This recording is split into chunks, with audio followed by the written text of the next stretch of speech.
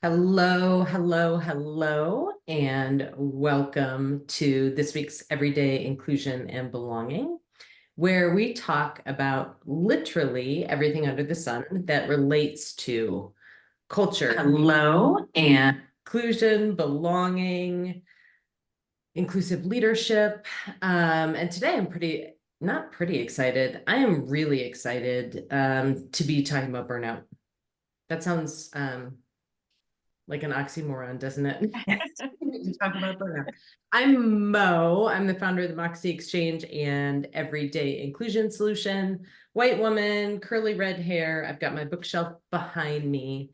I am joined by Brooke and Diamond, who are fabulous leaders with Velocity Advisory Group. If the two of you would introduce yourselves, and then we're going to get this party started. Sure. Well, I'm Brooke. I'm one of the partners at Velocity, and I have over 20 years of experience in the HR and talent management space. And I'm also a mindfulness and yoga teacher. And so this topic of burnout is definitely true to home, as is the mental health crisis that I think we're going to touch on today, because I see it every day with clients as well as in the studio. And it's really powerful to talk about these things. So I think we're going to have a really great discussion. No, we are. Yeah. Great. My name is Diamond Lewis. I'm a senior advisor on Brooke's team at Velocity Advisory Group. So I've spent many years in the leadership development space as well as consulting. I've worked at Harvard Business Publishing and McKinsey. I think a lot of my passion for kind of working with people, org development, kind of finding the best in people comes from my own background. I'm a first generation American. I watched my mother go to college as an adult, get her master's as an adult, and kind of rise up in an organization. And we were both people who did not have any professional people to understand how to, how do you navigate office politics? How do you work in that? And so in many ways, I've relied on a lot of the mentors I've had in offices. And so I think for me, my passion is really paying it forward and providing help to people so that they understand how can I become a better worker, better employee, better colleague. So that's really my passion. I love this, and I love the backgrounds that you both are bringing. It's interesting.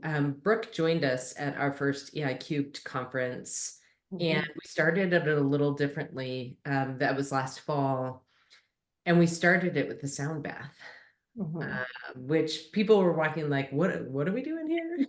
We're like, we got to get our energy ground. Like, we needed to create space. We needed to let some things go to be able to learn and lean into what we wanted to do with the conference. And I think that leads me to thinking about, I feel like the data is also showing that we are truly in a mental health crisis.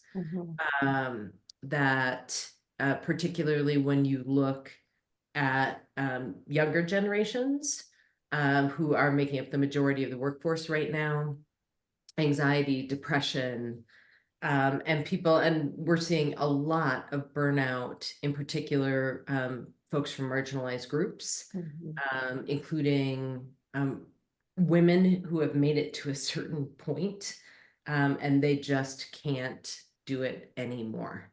So, Brooke, what do you think is behind that? So I think you've hit on kind of two audiences here, right? When we talk about the younger generation coming into the workforce, we saw this. COVID kind of did a number on a lot of people, and that generation in particular, they're digital native to begin with, and it caused them to go even more inward, right? And so they've been on their device for days at a time. They rarely were sleeping. And we have a stat in one of our programs that we talk about when we talk about multitasking, which really isn't a thing, but they found that on average, the younger generation changes platform. So TikTok, LinkedIn, Facebook, Twitter, you name it, they're changing device platforms 27 times an hour.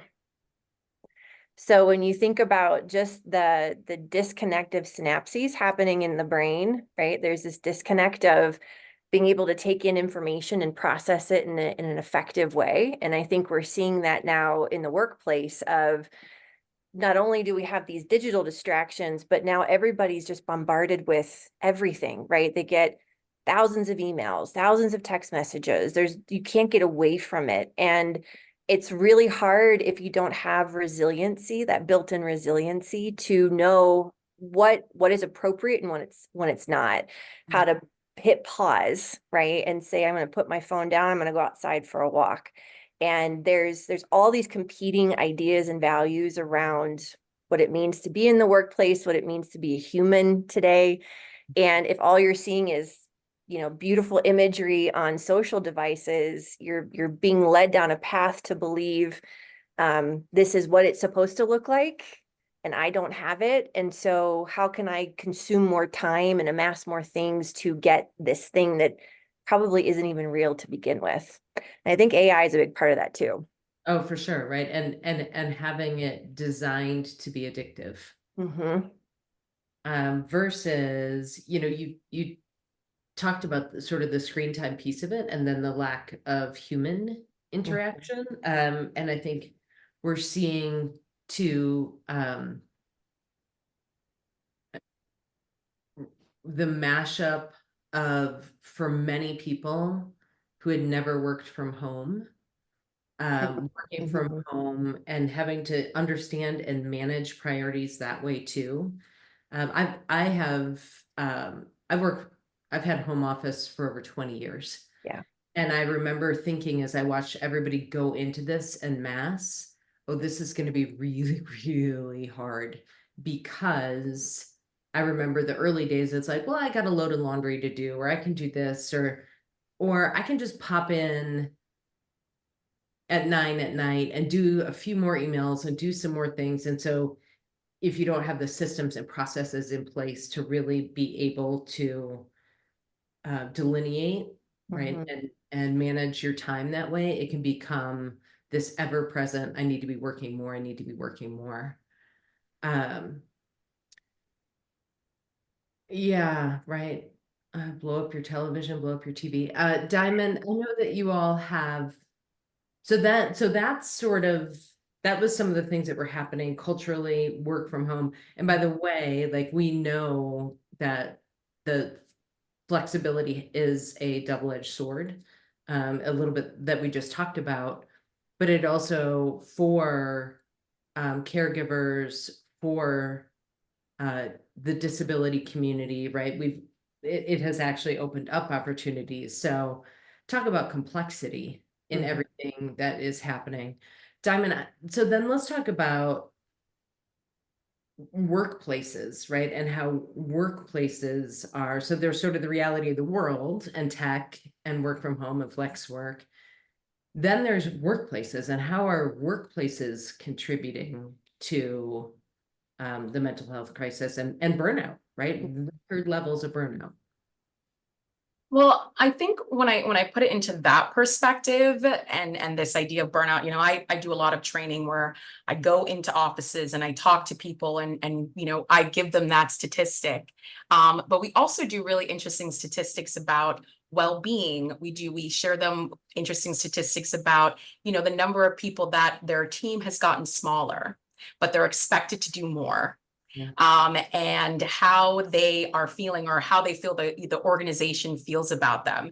And I share these, really tough statistics, and they all agree. They're like, yep, my team is smaller. I have to be more productive. I have less people on my team. I have more people breathing down my neck. I have people who want me to get back into the office, even though I've proven I can do the job from home. So what is this energy that they want from me? And I think, a lot of organizations are saying, hold on, do more. I need this. I want to see that engagement.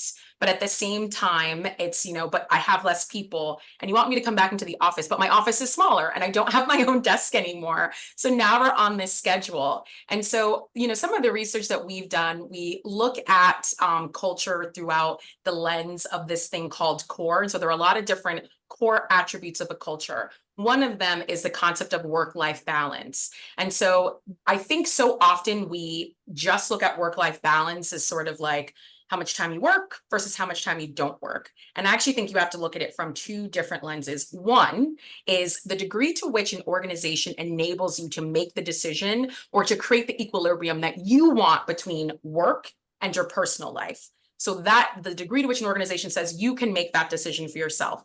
The other lens is the degree to which the organization is honest with you of how will you be treated based on the decision that you make.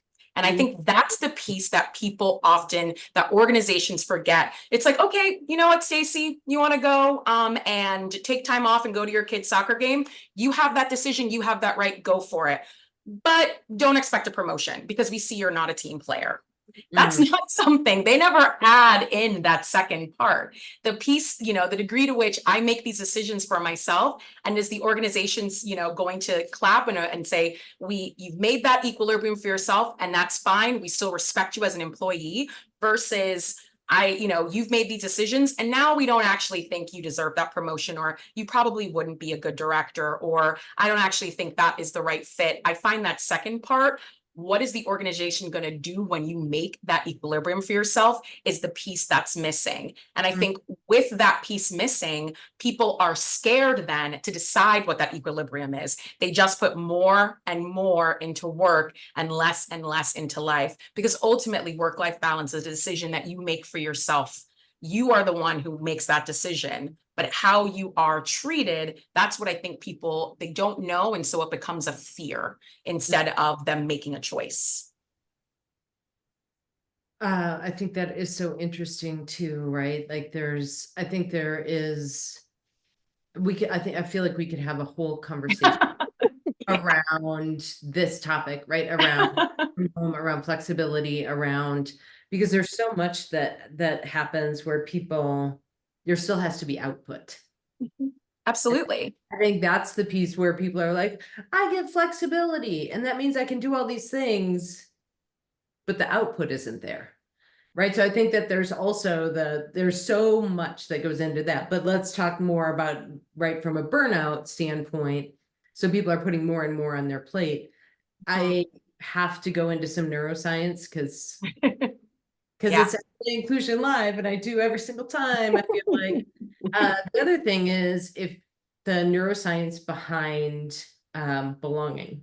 Right. So we know that most people, right, intersectional, marginalized identities, that is the majority of the workforce now, actually, right? And when I experience a microaggression, right, when I am asked to prove it again, when I am told, I was in this wonderful thread of really, really incredible women. And one of the women was talking about an experience where she was in the middle of a presentation, high-powered men and her high-powered woman, and this guy was presenting and looks over at her, and he has a history of doing this, and told her to smile, right? Like in the middle of this. So what happens neurologically is we actually go into amygdala hijack. So our cortisol levels go up. We're in fight or flight. We are not in our rational. So when we think about the consistency with which people are experiencing those microaggressions that have macro physiological impact. When we're experiencing that over time, if I'm in a workplace that does not have right, where I'm experiencing this toxic culture, that's going to be a huge part of my burnout. Right? My body, physiologically, I'm firing with physical pain, right? Same neural pathways. My cortisol is up. We can't sustain that. Yeah. And so I know that you all have cultural archetypes. So I think that piece of how then, what does that look like, right? And how does it either create healthy culture for, right, workplace well-being, or toxic culture that leads to burnout? Well, so we have a culture archetype matrix, and through that we have 8 culture archetypes that we think any organization can ultimately map to. So the assessment itself, it's done by a person answering a series of questions across 6 organizational dimensions that are sort of key elements of a culture. So dimensions such as leadership or management, kind of organizational bond. And then you answer for those 6 dimensions what you perceive to be the current state of your organization, and then also the ideal state of the organization. Now, what I find interesting is that any client that we've used it with so far, they see the 8 archetypes, and they range from learning to innovation to customer focus. Their immediate thought is, I want to be even across. I want like a perfect circle in this 2x2. They want a little, and it's like, so realistically, that is not going to happen. Every organization is probably going to have some element of all of the 8 culture archetypes, but they're going to have primary, secondary, maybe even a tertiary culture archetypes where that's where their main energy is. So there is no such thing as a bad culture archetype. They're all great. And they really it's really a matter of how does it serve to function your organization. And what I'm actually not even that interested in your culture archetype. When I get the data back, I'm looking for what we call discrepancy and cultural incongruence. So discrepancy really refers to when I look at a stakeholder group, so maybe the entire organization, if there is discrepancy between your current state and your ideal state, I want to understand what is happening there.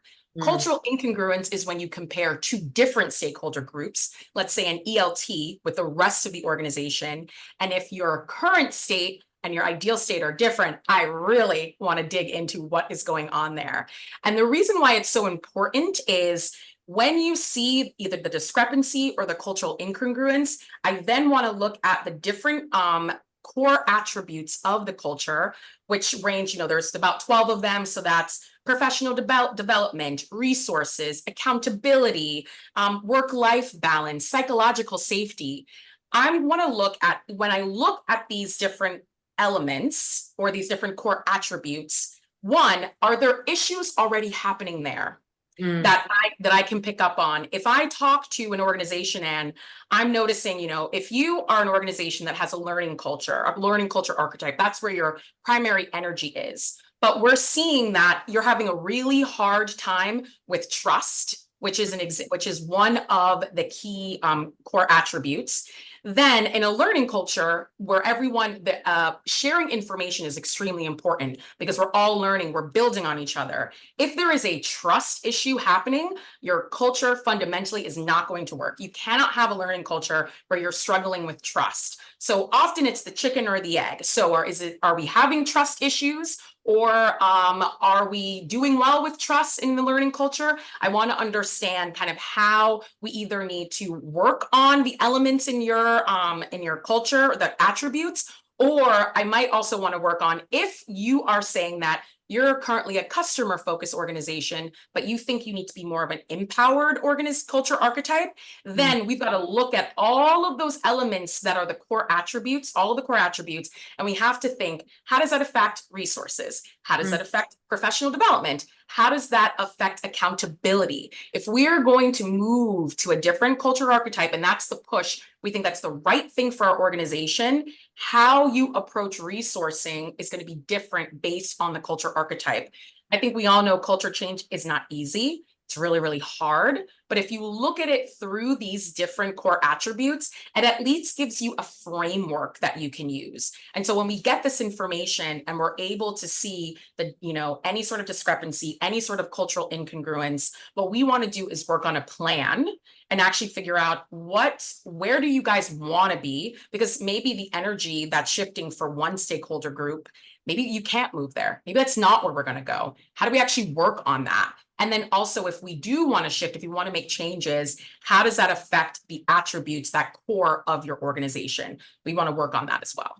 So I'm looking for discrepancy. I'm looking for cultural incongruence. Well, and I would imagine when there's that discrepancy and incongruence, that's as I'm showing up as an individual in this incongruent environment where I would expect, especially if there were discrepancy between ELT and everybody else. So then I'm walking in a world and working in a world Yeah, of tension, right? And absolutely. ambiguity. Well, Brooke, and if we can look at an engagement survey, right? So if you've done an annual engagement survey just prior to or as part of this assessment, we have all this really rich data and comments on how the core might actually be broken, right? And that starts to show up in different gender types. It shows up in different age ranges and groups. You can start to see where the break is starting to happen. And then you can highlight and pinpoint more directly the conversation you want to have, because we're seeing this a lot. And I'm sure you are too, Mo. There's a lot of leadership teams that want one thing, and then everybody else wants something different. And even if you can look at it from a culture archetype matrix, it may not get you to the root of what's really causing the problem, right? It could be expectations, right, of how you show up at the job. Diamond's comment earlier of, yeah, go make that work-life balance decision. But if I show you the opposite of what I'm going to reward, how do you really find things that you can own and actually feel like you can make a decision on? And if you feel stuck, that's one of the ways that burnout starts to happen, right? Is when there's a lack of control or a perceived lack of control. And then you're just on repeat all the time. okay, so we've talked, right, we're sort of taking a big picture. Let's talk about what is burnout, right? Because there are misconceptions to it, right? And what leads to, we've talked about some of the things that lead to burnout, but let's get really crystal clear here. Mm-hmm. So when we look at burnout, right, and we'll talk about the assessment that we have that helps measure some of the aspects of burnout. But the one thing we always like to talk about is you need to understand the difference between burnout and fatigue, because they're not the same. And a lot of people are probably more fatigued than they are burnt out. And when we look at burnout, if you look at it on a spectrum, right? Fatigue is on one end. It's typically you're just tired, you feel exhausted, you don't have as much energy to do stuff.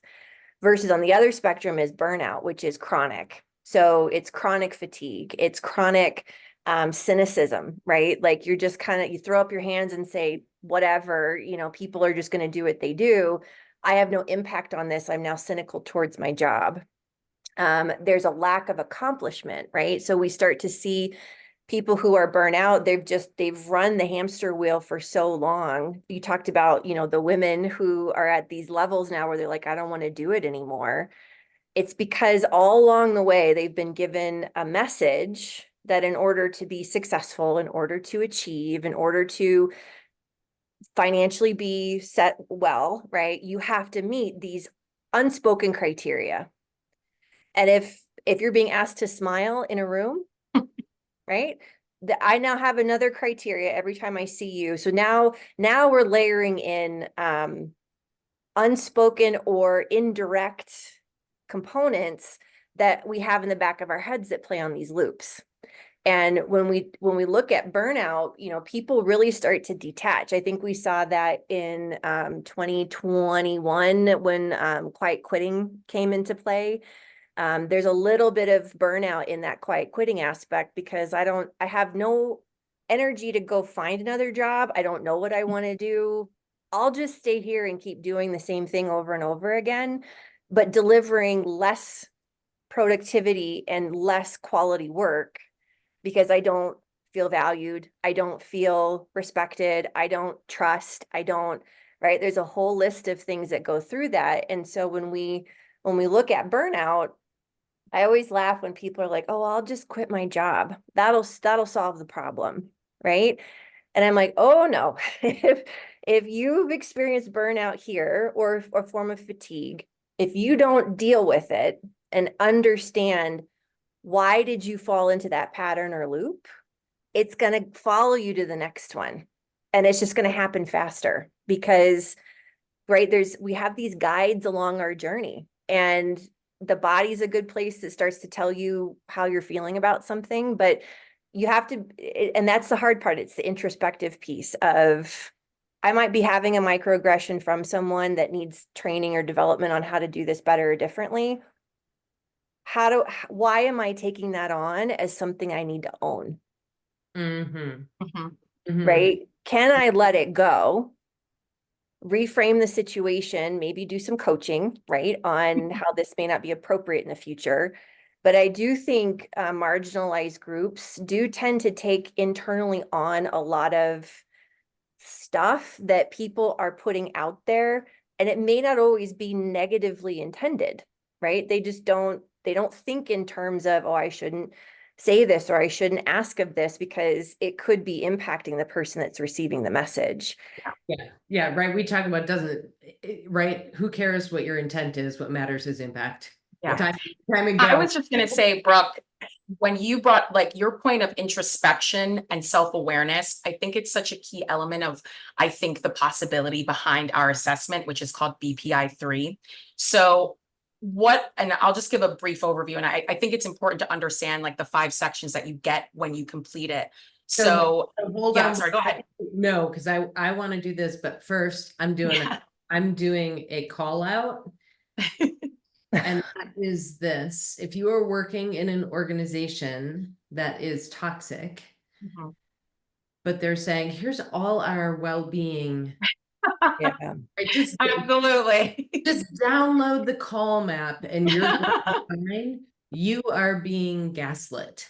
Mhm. You are being Absolutely. gaslit, right? Yeah. And so understand at some point you do have to, there are, and again, there's so much privilege in what I'm about to say. Mhm. If you have the ability to search for an environment where they are attending to culture, right? They're doing things like your culture assessments. They're working on healthy culture. They are that plus, right? Mhm.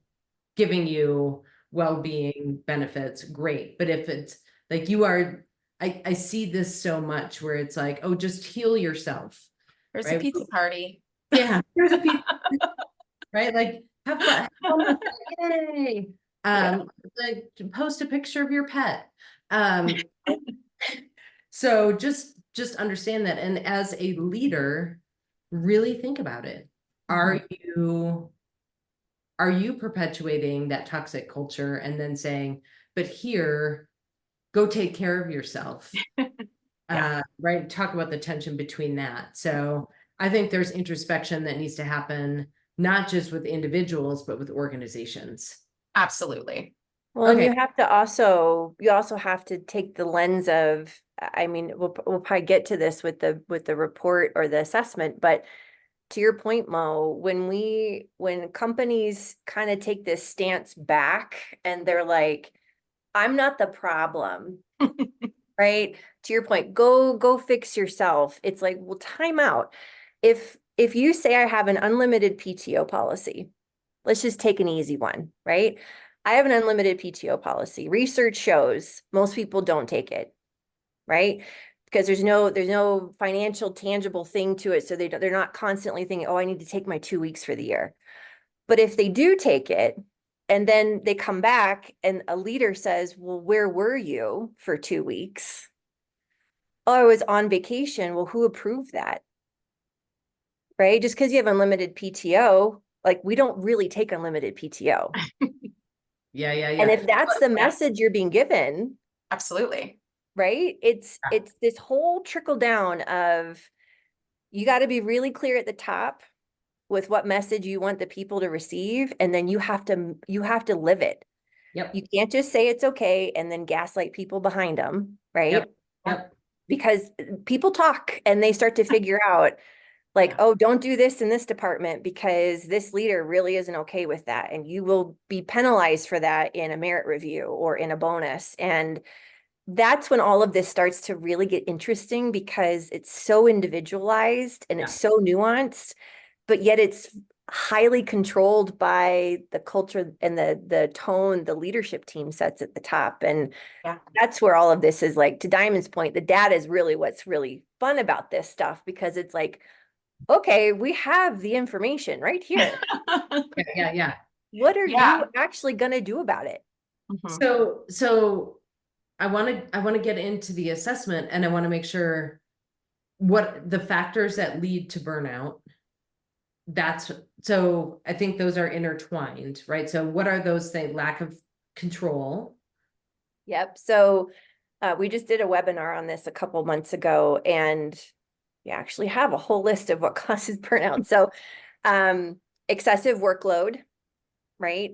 And some of that is dependent on, like we talk about DISC at Velocity a lot, and people with high S tend to take on a lot. They're the pleasers. And so when you're taking, and it's excessive and you can't manage it appropriately, we tend to see that the S's tend to burn out very quickly.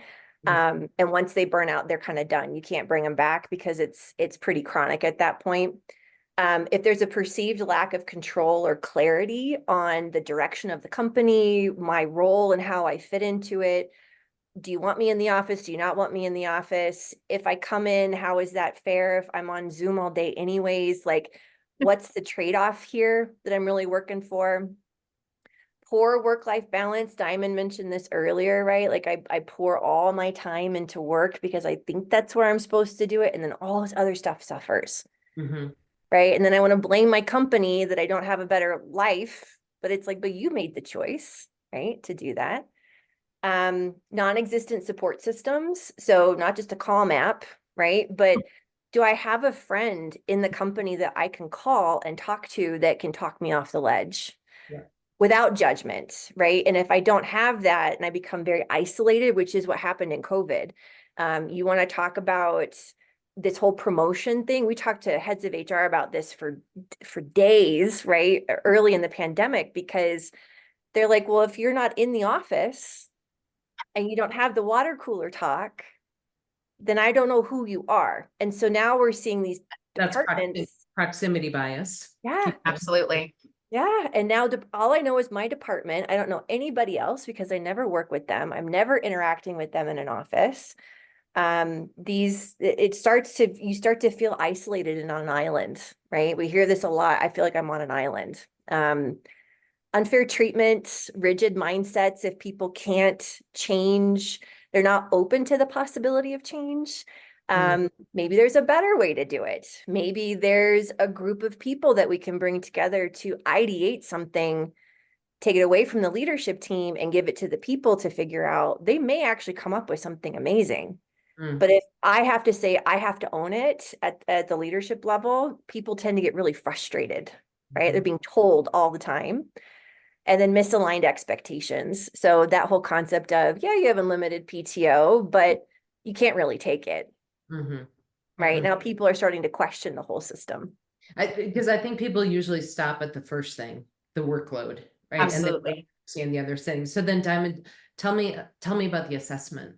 So what I think is so excellent about the assessment is you can really view it as from the individual perspective, and then we'll also talk about the organizational benefits of the assessment, but it really is a personalized sort of recommendation of not only understanding yourself better, but also recommendations of how do I understand why I'm feeling this burnout and what can I do. That is not to negate the power that organizations have to change situations. But I do think, as Brooke mentioned, understanding why am I feeling this way is really important because it can go with you to another organization. 100%. So the first kind of section gives you, I'm sorry, go ahead, Mo. I'm curious, Diamond, do you feel like, because I think that this is absolute joint responsibility.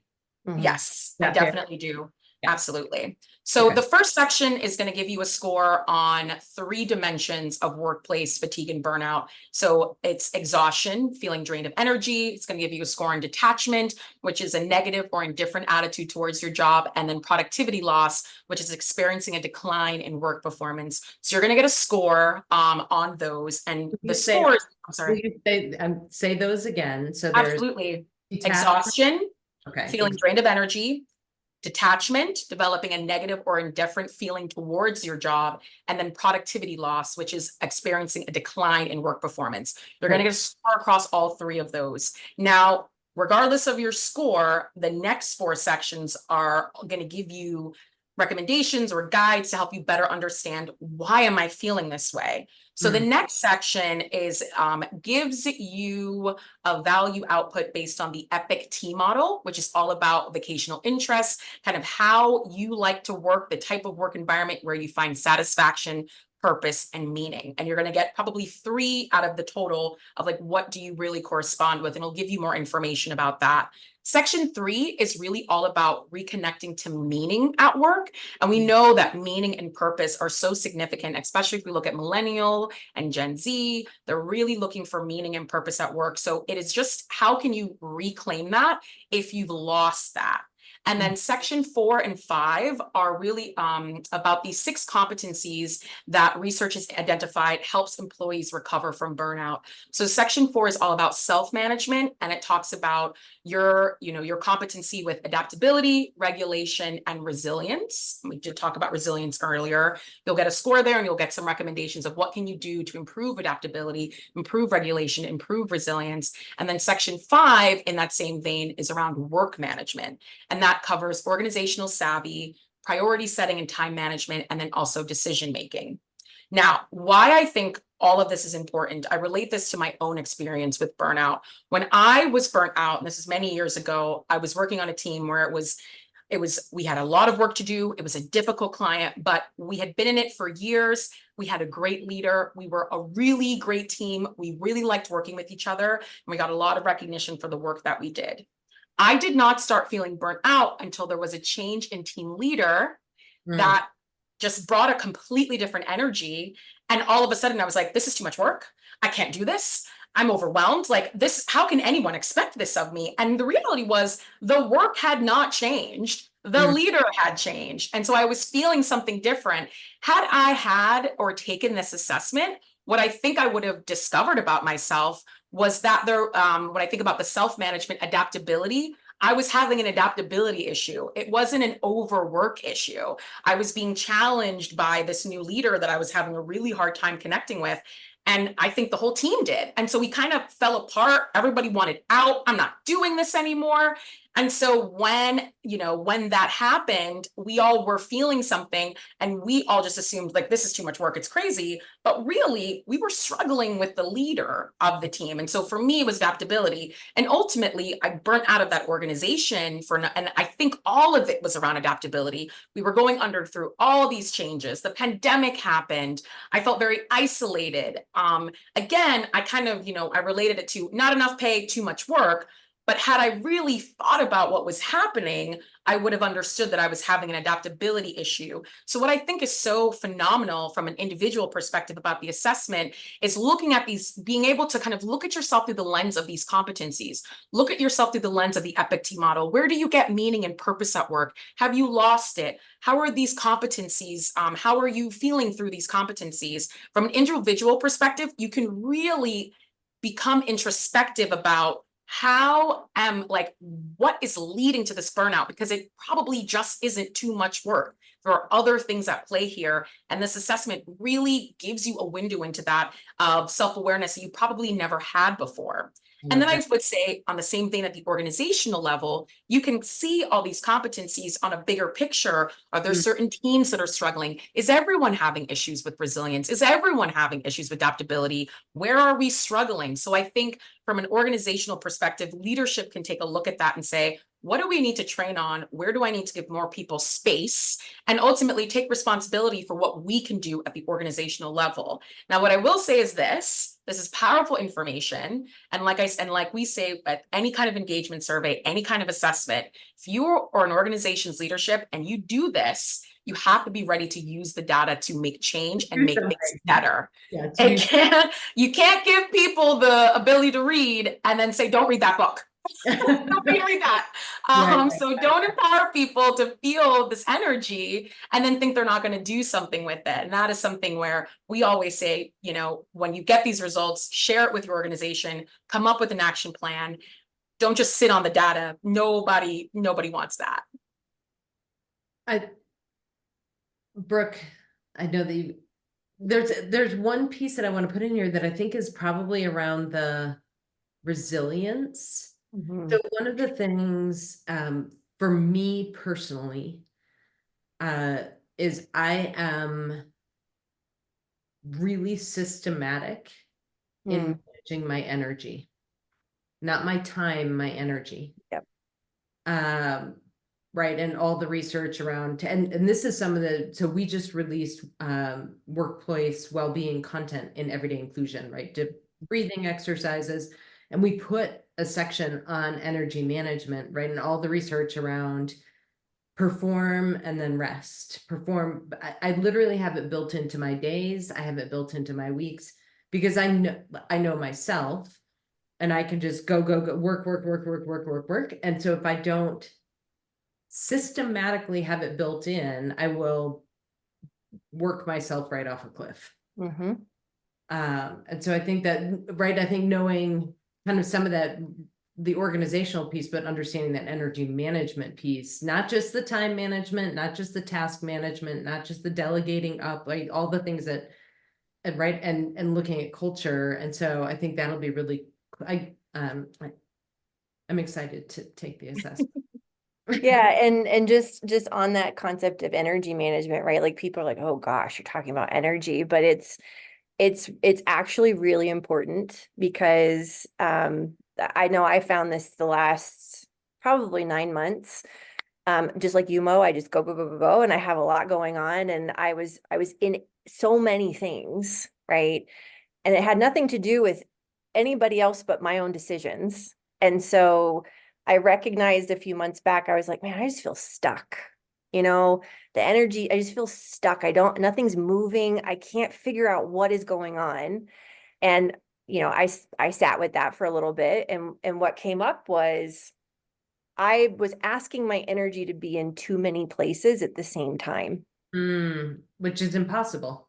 It's impossible. And so in the absence of having targeted focus on something, I couldn't move forward with anything because my energy was in all these different modalities, right? And then you have to grapple with, well, is that selfish to pull back or to say no to something that I've committed to, or ask for grace if I need to change something?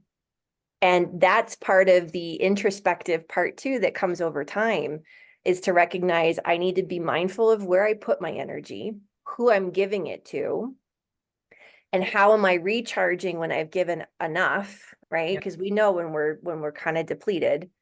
But what are the things that I do to help with that? And I really think if you're respect yourself enough, but you're also introspective enough, burnout becomes less and less and less of a thing because you're consciously recognizing when you need to tap out, and you go for a 2-week hike somewhere, right? No device. No one can get a hold of me unless it's my kids or my family. And I think the more we promote that kind of stuff for people, the more they start to recognize I can do this, right? Yeah. There are tools around me that can help me survive in a different way. Well, and I think that, right, again, thinking back sort of to that individual and organization, right? I think there's so much of this about understanding how to manage up, right? And what good delegation looks like, so that the delegation looks like understanding what's on somebody's plate, right? And if you're telling me, I've told the team this, I'm like, I move really fast. And so if I'm asking you to do things, I've probably forgotten some of the other things. So say, okay, Mo, does this take priority now? Right. And we had, right, our prioritization meetings, right? What's the priority this week? And that might shift during the week, but let's have a conversation about if and why it shifted. So I think that, right, there's this, the meeting in the middle that is so critical. Yep. Yep. So, oh my gosh. Woo, this flew by so much. Will the two of you leave me with your truth bomb? Diamond, I'm gonna have you start. All right. You're right. I'm thinking of something different than I was thinking before, but I guess just in terms of kind of what Brooke just talked about and energy, I'm a big believer in understanding how to map your energy throughout the day. But I also have really learned and been taught what I like to call the power of the pause, where you actually, take a step back, take a moment, breathe. And also you can pause in a million ways. You can go for a walk, you can do a breathing exercise, you can do some online shopping, call your mom. There's a million ways you can pause. And so often I found that after I took the pause, if I don't know how to do something, I don't know how to react, that 5, 10, 15-minute break, I come back and all of a sudden I got it. I understand what I need to do. So I always just recommend, know that there's power in the pause. Love that. Love, love, love. Well, I love that, Diamond, because my word this year is pause. Yeah. So I am definitely trying to live that myself. And something to just remember too, we won't go too deep on this, but we often say life is lived in the pause. Mm, So if you remember a time where you had the most impactful moment with someone, it was probably unscheduled. It was in a moment where there was no device, there was no plan. It was just it's a connection with someone. So life is lived in the pause. But the one I wanted to share was we can and we should do hard things. mm, mm, Not meant to be easy. And the only way you get to self-awareness, self-reflection is by doing the hard things. Amazing. Thank you. Yeah, you too. Thank you, thank you, thank you. We covered a lot of ground here. This was just so rich. I knew that people were going to leave with different frameworks to think about this, different tools. So thank you. I will put the link to y'all's website in the chat so people can check you out. The Velocity Advisory Group is amazing. They are partners of ours. We are super excited. You can tell why we're so lined up in how we do this work. So everybody get out there, do the next right thing. Think about your role as a leader and the culture that you're creating and the norms that you're creating and your archetype and whether there's dissonance and disconnect. And then think about your role as an individual, right? And how you can own your career, your life, your energy management, your workload management, and how we can all meet in the middle. Because we're having a moment and it's not a good one. Right. So how can we all make this better? Right. Right. Let's all Absolutely. where we can all thrive. So Yeah. thank you. Thank you, Mo. It was Thank you. awesome. Thanks, Diamond.